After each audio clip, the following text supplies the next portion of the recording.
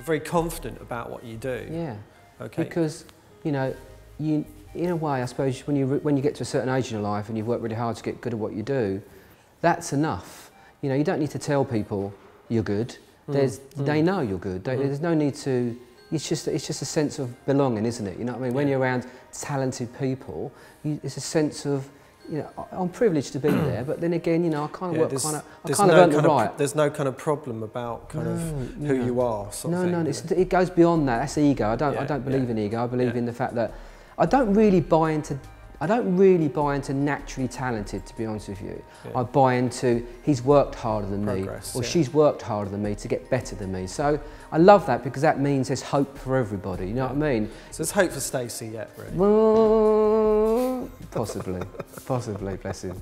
Yeah. Another genius, of course. Okay, so what else is on the radar? Anything kind of? Well, I mean, you know, I have my own training company. I'm not sure if you're aware that I own a company called City Boy, which pretty much tours the country, teaching people men's hair, really. You know, I mean, that's very exciting.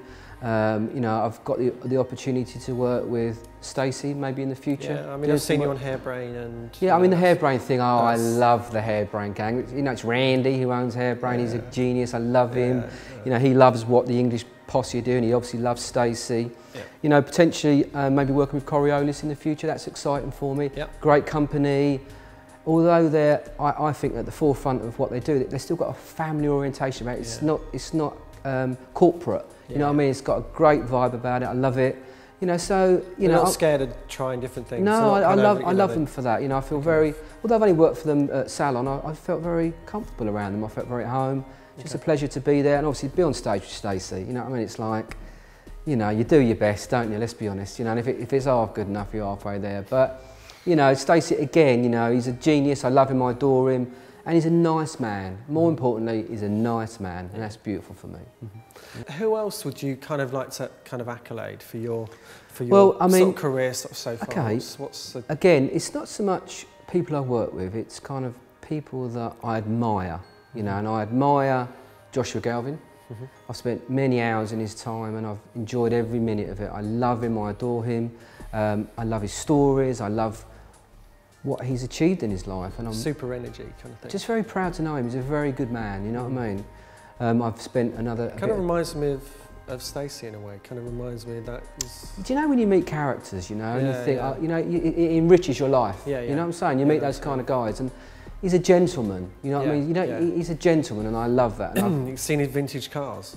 Oh, I just love him. I'm like that. He's just, you know, if he hasn't got his Aston Martin Lagonda out, he's got something else out, just something I throw on, you know what I mean? But again, I love him. And Tony Rizzo, I admire him immensely for what he's achieved, obviously through diversity, you know, with his son, God bless him. He's created an amazing vehicle to generate good, which is obviously the alternative. Utmost respect for that man. And also, you know, Terry Shiroki from Fudge, he's been a great mentor for me, you know. So, you know, all of these guys that you just want to spend time in their company, and, you know, you want to listen to the stories, and you want to kind of be around these people. Not so much, I can't really point a finger and say, that hairdresser's inspired me, or that, it's not really like that for me. It's kind of just... It's the kind of journey. Being around good men, really, you know, being around good people, good women. Again, you know, I'm not being sexist. I've worked with some wonderful women, you know.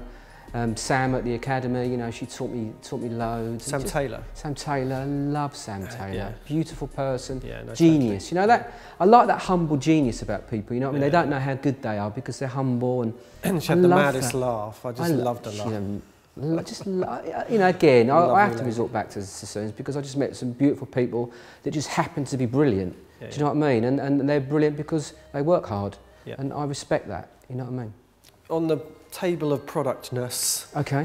What have you kind of? Well, I suppose, you know, my whole life has evolved around clippers, comb. You know, so I'm going to start with the comb. This is my. If I lost this, I'd be devastated. Do you know what I mean? So who makes them? Do we know? This who is. makes them? Do you know what? I'm trying to read the worn. the worn name on there. It's basically microban. Okay, I believe this is a product called, I don't know, I can't read it. I beg your pardon. Sorry, I've had this about 1,000 years. Anyhow, what I love about this comb is it's very flexible. Okay, it enables me to create quite unusual shapes within the comb. I'm not really into those kind of really rigid, because I can't really get what I want. So these are great. I mean, I don't know if they even make them anymore. You know, when they don't, I'll be devastated. I love the fact that, you know, it's flexible. Listen, I will find out and I will manufacture them. I apologise. It's made in Japan, but I apologise. I've worn it so much that the actual brand has been worn off. I do apologise. Okay, so just hold it up. So if anyone actually can find us the brand. It's called a cricket, I do believe, and there it is. It's beautiful. It's dirty. It's a beautiful, very unprofessional, very unhygienic, but hey, I don't really care.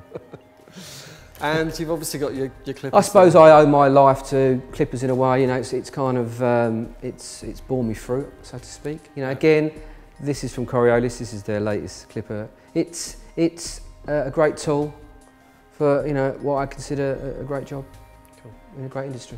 Super. So that's my products, really. So on another kind of note, what's your favourite album cover? Oh, has to be Motherload, James Brown. Again, iconic album, amazing. Again, I'm really into that kind of scarry 60s, 70s sort of. I don't know why I'm doing that, quite frankly. It's been a long day. But, you know, I just get into my scar, my soul, and I love the fact that I've always been into it. Yeah, but in a way, it's kind of come around again, you know, and the youth are getting involved in it. Totally. Dean Chalkley, my good friend of mine, he's just done a collection called New Faces, which is basically a kind of snapshot on the youth culture of today, who are into their Northern Soul. And if you get a chance to look at these images, they're amazing. It's just these kind of really kind of cool little dudes getting down, having a little, you know, feeling what they're into. And I'm doing it again, I can't stop myself. But, you know, it's beautiful. So, yeah, I'm into that massively, you know. Cool. Okay, so your favourite piece of furniture? Being from Southend, it has to be the deck chair, okay? Because, let's be honest, we've all sat with our grandparents with knotted hangers on their heads, you know what I mean, laughing, eating rock. You know, there's probably not a piece of furniture on the planet that's probably given more fun, has it really? So, being a Southend boy, got to be the deck chair. So, if there was a word of advice that you'd give to, you know, someone starting out in their kind of barbering career, or even ladies, but actually thinking, not sure which kind of road to go down? A few things really. I mean, again, I don't buy into natural genius, I don't. There are the odd exceptions, of course. I believe that someone's worked harder than you. So if you want to achieve what you want to achieve, you have to work as hard as what is necessary to become what you want to become. Okay, back to Winston Churchill, sometimes your best isn't good enough, okay?